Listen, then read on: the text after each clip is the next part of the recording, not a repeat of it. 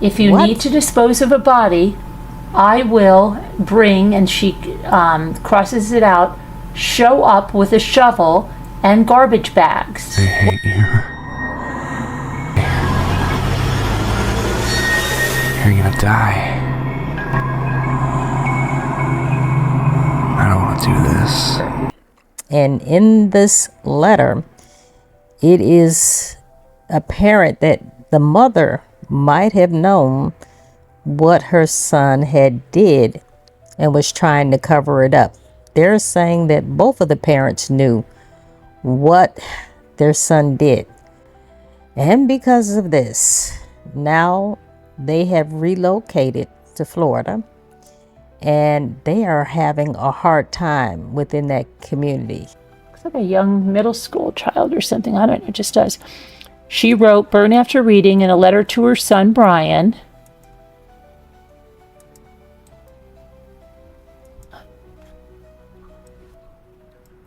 And then this is, "I just want you to remember I will always love you.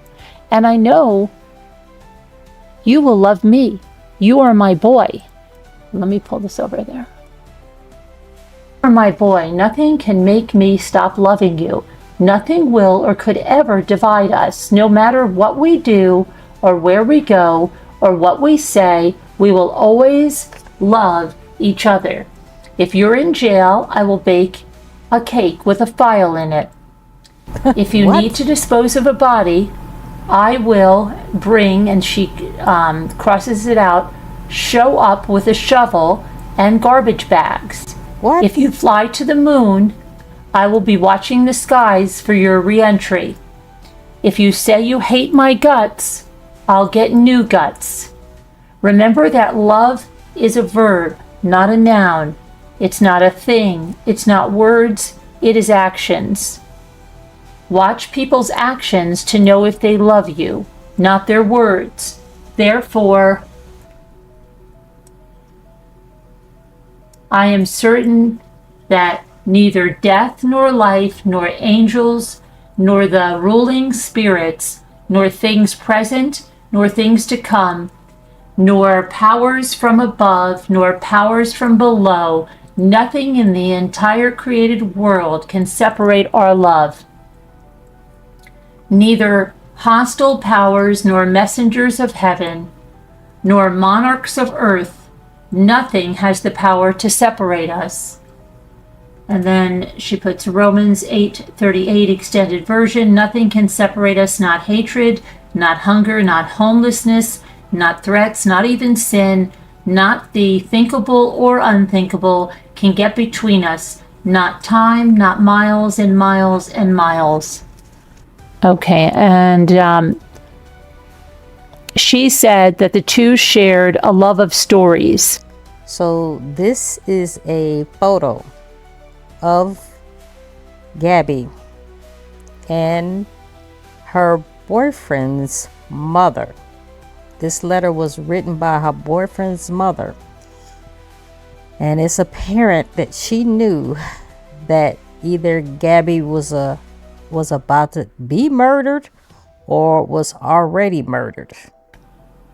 And that Gabby Petito had given her son a book entitled Burn After Writing that they often joked about. She said that's where her message to Brian came from, and she wrote on the cover of a letter for Brian to burn after reading.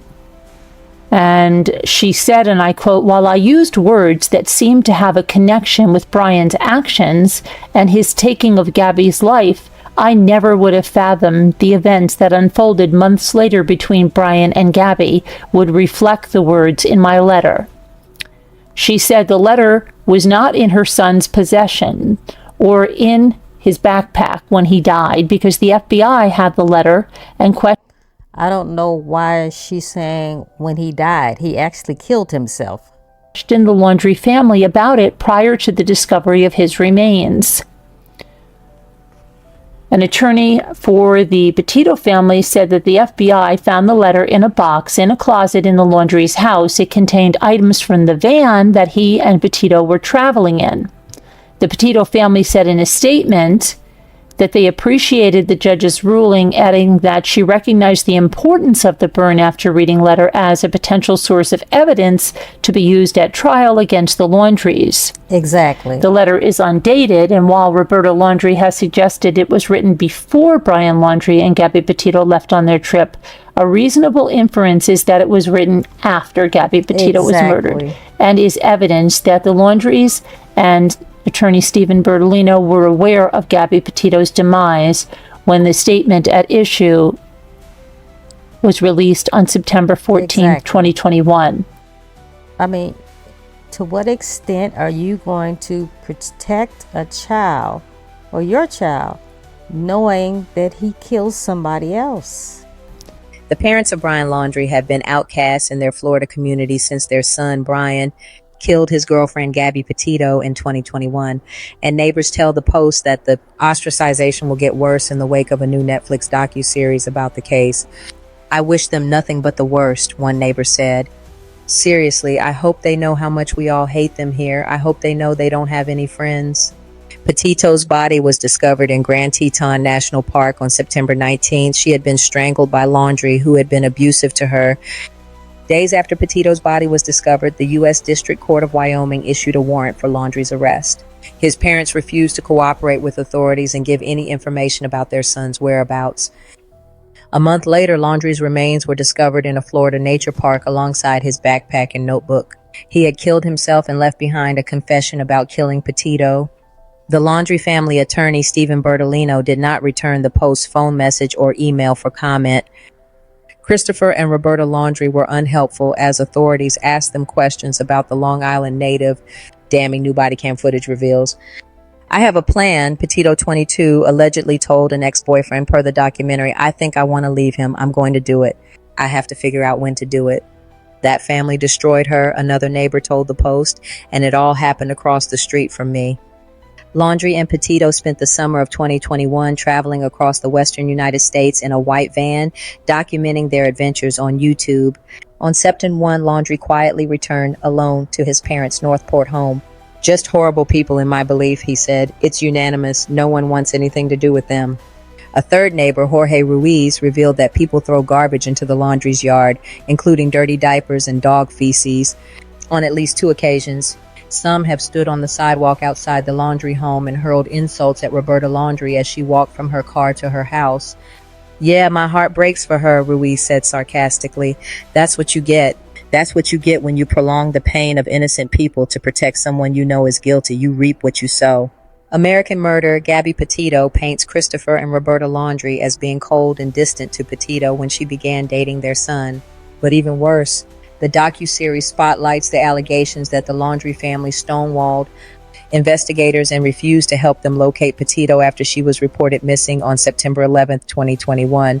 "The more I watched, the more pissed I got," said Miriam Woodby, who lives near the Laundrie family in Northport. "When I pass their house, I get a sick feeling in the pit of my stomach. I hate them, and I've never even met them. I wish they'd just leave." Another neighbor whose property abuts the Laundrie's home agreed. Neighbors have reacted to Petito's apparent pleas for help as she reached out to old friends to gain the courage to break up with Brian Laundrie, 23.